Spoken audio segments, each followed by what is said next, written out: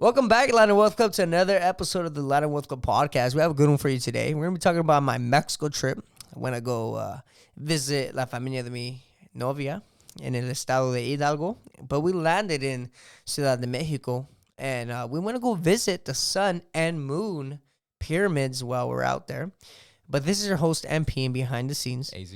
And AZ, I brought home this beautiful piece of art that even you, and I think many others, are going to be questioning, how the hell did he bring that in the luggage? Yeah, right. I definitely thought that. It's humongous. Barely even fit in the luggage, if I'm going to be honest with you. Kind of made a dent in the luggage, like this part, you know? But it's a beautiful, beautiful piece of art I found while visiting the sun and moon pyramids, you know, of the Aztec-inspired. And I thought this artwork was actually significant in symbolism and meaning to the Mexican culture and the Mexican, you know, just country as a whole. Adrian, just looking at this, bro, what are some of the thoughts that come to mind? Very colorful. Very colorful. Yeah, colorful. I think it's very detailed. Yes, yeah. That's the next thing I was gonna say. There's a lot of detail in it. Even I don't know if you'll be able to catch it on the camera, but like even down to even down to like the noses. Yes. It's so detailed that you can see the different sizes. Yes, how like indigenous people, how their facial structures are compared to the Spanish conquistador facial features of the, you know, European people or people of European descent. But just to explain a little bit of what's going on here, we have the Spanish conquistadors right here. I think this is going to be your right side or left side on the left side, right? It's going to be on your left side. You got the Spanish conquistador. When they invaded Mexico in 1519, with Hernan Cortez. And on the other side, you're going to have your Aztec warrior, right, defending his land. And this dragon that you see here, not Chinese, nothing like that. It's actually, I don't know his name, you know, little ignorant here. But I know it's an Aztec god, and it's symbolizing how the Aztec gods were also fighting with the Aztecs to defend their land.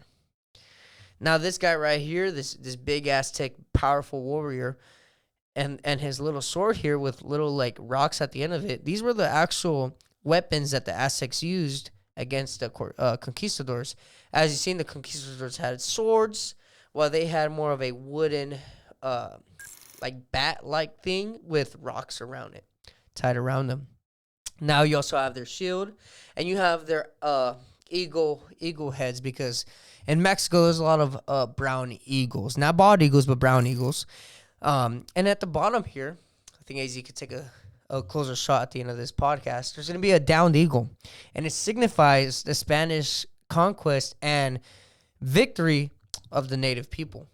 Now, why is this significant? This is significant because like 80 or even 90% of the population of Mexico are mestizo. Hold on, you said native, right? Native, yes. Is it the native people that won or the Spanish people? I'm sorry, the native peoples that lost. The native people lost their land. Okay. The conquistadors won and conquest their land. So that's the eagle represents the division and the conquer of the native people. Okay. Yeah. The conquer in the sense that they were conquered. Yes. Right? Yeah. So, 1915, when they went in, this pretty much symbolizes them fighting. In the back, you have a huge Aztec calendar. I'm going to flip it around for you guys. And I'm going to put you guys on game if you guys don't really know about the Aztec culture. This is very different from the Mayan calendar. This is the Aztec calendar. And this guy right here in the middle, he's the sun god. His name is Tonatu. That's the sun god, Tonatu, right there. He's the one that's in the middle of the Aztec calendar. And again, going back to this beautiful piece of art, you can flip it around any side. And it's colorful and detailed in every angle. Now, if you guys didn't know this, I bought this at the pyramids. The pyramids, you have a lot of indigenous people that sell there. They create this art by hand, and they sell it. Fun fact, for you to sell at these pyramids, you have to be a descendant of the Aztec people. These permits are only passed down through generations. You can't sell it. I mean, I'm sure you can rent it out or hire some workers, but at least you know you're supporting the native people, the native Aztecs, by buying this type of art.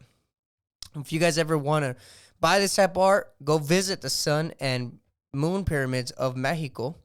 in the Ciudad de Mexico. But yeah, man, this just, covers everything. Oh, I remember what I was talking about. 80 to 90% of Mexico is mestizo. Mestizo means a mix of Spanish and Indian blood. That's another reason why, that's actually the number one reason why I bought this piece of art. Because a lot of art was just strictly indigenous. When in reality, the sad reality of Mexico was there was a Spanish conquistadors that came into the land and conquered them. Giving my look, more European look. But at the end of the day, we all carry that native blood. We all are raza. We all are raza. You know what I'm saying? I kind of mixed my words right there. But yes, this signifies how Mexico really is, the mestizo blood. The blood between European and Indian. Like, unless you're 100% Indian, bro, you have to come to the full acknowledgement that we come from these people. We come from the conquistadors also, right? And that's actually what makes us Latin. And that's what, that's where the name Latin World Club actually derives from. But yeah, man, it's a beautiful piece of art, man. What do you think, AZ? Yeah, no, it really is beautiful, bro. He sent me a picture right a couple days before he left, and I had I'm still gonna come back to it. How the fuck did you get this on the plane? Dude, we wrapped it around with like a bunch of like clothes and stuff, and like we just hoped for the best. We thought we literally were like, okay, we paid. So it wasn't even like with I mean, I paid a good amount. You know what I'm saying? I paid a good amount of money. It's heavy, so right? When we put our clothes around it, we're just like praying, dude, that some guy wasn't gonna throw our luggage and which you see all the time, just shatter it. You know what I'm saying? Yeah. So what year? I think you said it was 1519 that Hernan Cortez invaded Mexico, but they didn't win and actually conquer the land, which is the down eagle right here signifies, until 1521. Okay, so it took about 2 years. 3 years. Oh, 2 or 3 years. 3 years, bro. But and we talked to some indigenous people down there, and I was asking questions about the history behind the conquest and stuff like that. And one guy told me that the reason why the Aztec and native tribes fell was just because they all wanted power. They all wanted power, so they wanted to see another tribe down. Right. So they would just work against that tribe. Right. And then tribe after tribe after tribe, they all worked with the conquistadors to take them out. So pretty much handing over the land to the conquistadors. Damn, they all had a common enemy, and it wasn't the... And it wasn't the conquistadors. It was not the conquistadors. Because the conquistadors had one common enemy. And it was themselves. It was just like the indigenous people themselves. Yes. Destroying each other. Yes. Yeah, that's terrible, man. So you could say the Europeans, in a sense, seen a loophole and took advantage of it. Okay. So actually, guys, where I got this artwork was Teotihuacan in Mexico, again, where the sun and moon pyramids are located, just 50 kilometers northeast of Mexico City. Again, made by, handmade by Aztec descendants, man. It's beautiful, beautiful piece of art. If you guys are interested in buying it, hey, you guys could always hit me up. I do have a price tag on it. It is a 1-in-1 piece, and it is handmade by Aztec descendants. But yeah, man. I mean, if unless Adrian has any questions, this is going to be the end of the podcast. Yeah, no, man. I mean, tell me a little fun fact about the gods there. So I don't know much about this one. Yeah. But I know about the sun god behind here. But you tell me a little bit about the other one, the one in the front. The one in the front pretty much.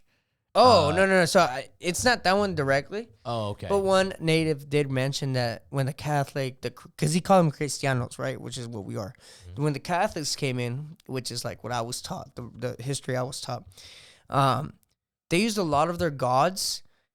They listened to their stories, the native story gods stories, and they would convert their own stories and make them into saints. And instead of, let's say they were used for like evil, like sacrifices or whatever the fuck, they would use that same god, change the story up a little bit, and give it a better positive message. Right. Direct words from the guy, one of the guys that was selling there, that I was able to stop and just kind of like ask questions with, and like, hey, bro, I have a couple questions. I'm a self-taught person. He actually asked if I went to college for like my acknowledgement, and I told him no, bro. I actually all like self-taught, and he was nice. Just interested in it, yeah, I'm just interested in it, and he pretty much told me that a lot of the gods that they worshipped were converted into saints to like really convert them into Christianity. Oh, okay. Which makes sense, right? Yeah, for sure. Yeah, I mean, I thought it was crazy that they that they did that, to be honest. But I believe it that they decided to change the meaning of some of these gods and just use them for themselves. And it was actually good, right? I think it helped a lot of people stop doing sacrifices and, I guess you could say, evil. You know what I'm saying? Like, why would you be killing people thinking you're pleasing a god? Right. So were you gonna tell us something about the calendar on the back? The calendar in the back, bro, is just pretty much just an Aztec calendar. Okay. But I just wanted to bring up the sun god, Donatu. The sun god, that's right. Donatu. That's like their main god. That's like, I guess, their Jesus Christ to the Aztec people was Donatu. Okay. Gotcha. And Yeah, that's bro. the face right there. The face is right in the middle of the Aztec calendar. Again, very different from the Mayan calendar. Yeah. Right, and that's the one I was thinking about. Yeah. Initially, that one's totally different than this one. This one's actually, I think, is a little bit longer in days. Okay. Yeah. So the Mayan calendar is the one that they were trying to predict the end of the world. Yes. Right. Okay. Yes, And the Mayan calendar was, and this one's a little different. Okay. Yes. Okay. And then what do they do with this? I mean, it's just legit only for days. It wasn't. I wouldn't really know how to Okay. answer that Okay, completely, okay. but I just know that they had more days, and they had the actual 365. Oh, no way. Yeah, they had the actual 365 in the year, Oh, and the okay. Mayan calendar didn't have 365. Oh. Then they either had like a little extra, a little lower. No way. Okay. Yeah, that's what one guy told us. Again, I could be wrong. If there's any historians in the comments, go ahead, go place your comments. But Let us know. Yeah, yeah, man. But yeah, man, this is my artwork brought it back from Mexico. Very proud of it. Very beautiful. If anyone's interested, please send me an email, latinwealthclub.com@gmail.com. Won't accept anything less than $2,000. But yeah. Anyways, with that being said, all money in, no money out. Stay dedicated, stay motivated. And this is another way to invest your money.